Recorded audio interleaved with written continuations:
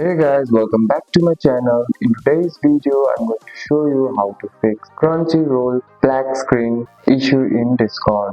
Open Discord, click the green icon, go to Advanced, turn off hardware acceleration, then reset Discord. This fixes the black screen for most users. If you are watching Crunchyroll in browser, start screen share in Discord, choose Home tab or Browser tab. Select the tab where Crunchyroll is playing and enable Shared tab audio. After that, open Discord settings, go to Game Overall or Overlay, turn off Enable in Game Overlay, reset Discord. While screen sharing, click Steam settings set to resolution 720p and frame rate 30 fps. This reduces conflict and lag. And that's it. That's all for today's video, guys. If you found this video helpful, drop a like and subscribe for more videos. Thanks for watching. See you in next one.